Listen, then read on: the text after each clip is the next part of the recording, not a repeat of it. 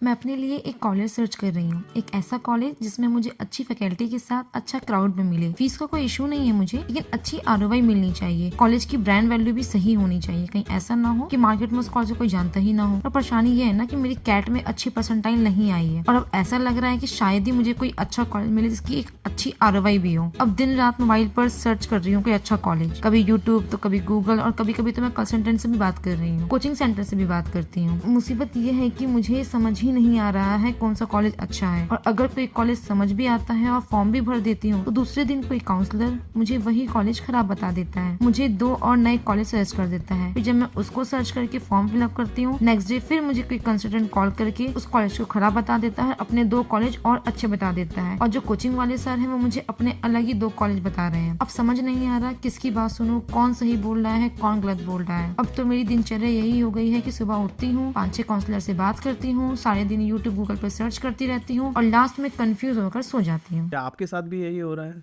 क्या आप भी कोचिंग सेंटर, कंसल्टेंट और कॉलेजेस के जाल में फंस चुके हैं? जी हाँ, ये आपके साथ ही नहीं, हर एक उस बच्चे के साथ हो रहा है जिसने कैट का एग्ज़ाम दिया और कैट में बहुत अच्छा परसेंटाइल नहीं आया। आज बहुत आपके पास बहुत सारी कॉल्स आती हैं, कोई एक कॉलेज अच्छा बताएगा, कोई दूसरा कॉलेज अच्छा बताएगा, लेकिन कॉलेज कौन सा अच्छा है ये डिपेंड आपके ऊपर करता है, क्योंकि आपकी ज़रूरतें अलग हैं, आपकी नीड अलग है।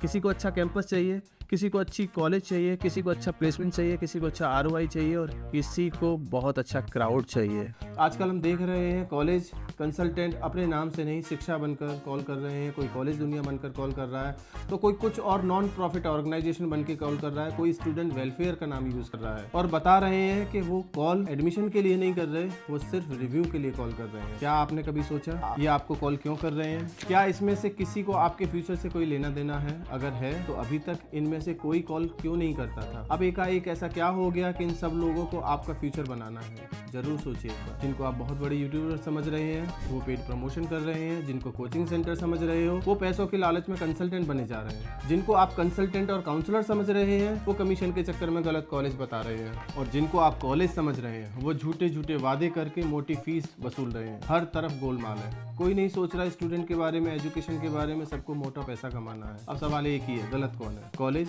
जो कम परसेंटाइल पर भी एडमिशन देते हैं स्टूडेंट्स को, या कोचिंग जो बोलते हैं कि ड्रॉप करो और दोबारा से मुझे फीस दे के दोबारा कोचिंग स्टार्ट करो, जबकि उनको मालूम है कि बच्चा 90 परसेंटाइल से ऊपर कैट में नहीं ला सकता? या फिर वो कंसल्टेंट जो खराब कॉलेज सजेस्ट करके अपना मोटा पैसा कमाने के चक्कर में है? या सोशल मीडिया जो खराब कॉलेज को भी प्रमोट करते हैं? ये बहुत बड़ा सवाल है जो आपको अपने आप से पूछना होगा, क्योंकि इसका जवाब आप जानते हैं, क्योंकि आप भी कहीं ना कहीं इसी चीज़ का हिस्सा है। अब मैं ये नहीं कह रहा कि कॉलेज, कोचिंग सेंटर या यूट्यूबर गलत नहीं है, गलत पूरा सिस्टम है जिसमें आपकी भी हिस्सेदारी उतनी ही है। अगर आपके परसेंटाइल और मार्क्स अच्छे होते तो शायद ये नौबत ही नहीं आती। सॉल्यूशन क्या है? सॉल्यूशन एक ही है, सिर्फ अपनी बात सुनो, अपनी आंखों पे भरोसा करो, कॉलेज विजिट करो और बच्चों से बात करो। लेकिन उसमें भी काफ़ी परेशानी है।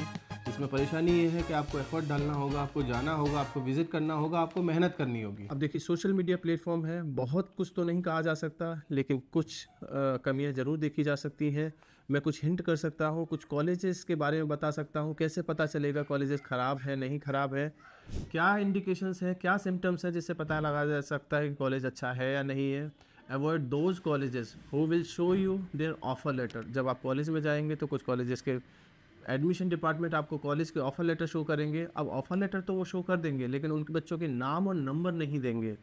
जब आप ऑफर लेटर, जब आप नाम बता सकते हो, कंपनी बता सकते हो, पैकेज बता सकते हो, तो बच्चों के नाम नंबर देने में क्या प्रॉब्लम है? वो बोलेंगे बच्चों की प्राइवेसी है। ईमेल आईडी से कौन सा प्राइवेसी हर्ट हो जाएगा बच्चों को? आप दीजिए ना, बच्चों का पता तो लगे कि जो आप दे रहे हो वो जेन्युइन है या नहीं है। Avoid those colleges who give you assurance letter और द गारंटी लेटर। 2 साल बाद क्या होने वाला है ये भी कॉलेज अभी से प्रेडिक्ट कर देते हैं। आपका इतना अच्छा कॉलेज है तो आपको एश्योरेंस देने की जरूरत नहीं है, आपको गारंटी देने की जरूरत नहीं है। और कौन सा अच्छा कॉलेज है जो एश्योरेंस और गारंटी लेटर देगा किसी बच्चे को? मैंने तो नहीं सुना। तो avoid those colleges also, avoid those colleges who focus on the certifications only. कुछ कॉलेजेस ऐसे होंगे जो बहुत ज्यादा सर्टिफिकेशंस पे ही फोकस करेंगे। हम 7 सर्टिफिकेशन दे रहे हैं, कोई कहेगा हम 8 सर्टिफिकेशन दे रहे हैं, कोई कहेगा हम 9 सर्टिफिकेशन दे रहे हैं। यानी कि वो पीजीडीएम एमबीए की बात कम करेंगे और सर्टिफिकेशन की बात ज़्यादा करेंगे।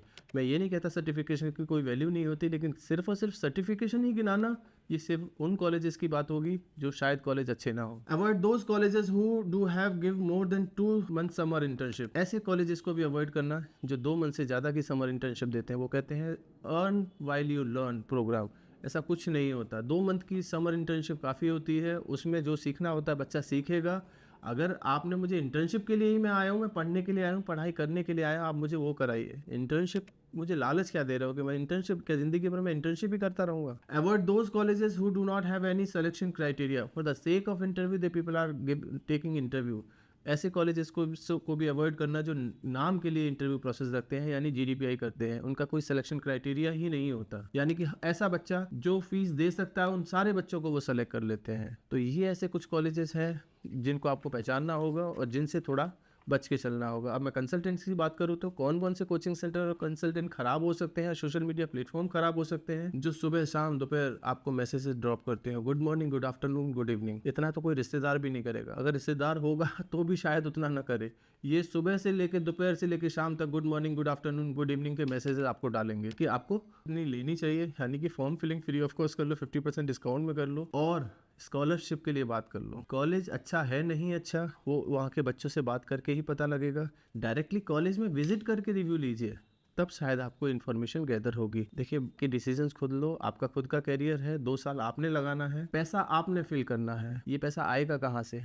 बैंक या पेरेंट्स, दोनों को चुकाना है। फर्क इतना है कि बैंक को विद इंटरेस्ट, पेरेंट्स को without interest. Think twice before taking admission in any of the B school. बाकी कुछ और पूछना है, नंबर आपकी स्क्रीन पे है। कभी भी डायरेक्ट काउंसलिंग या 1-to-1 काउंसलिंग के लिए कभी भी हेल्प चाहिए, ऑलवेज आप कॉल कर सकते हो। Thank you, thanks a lot.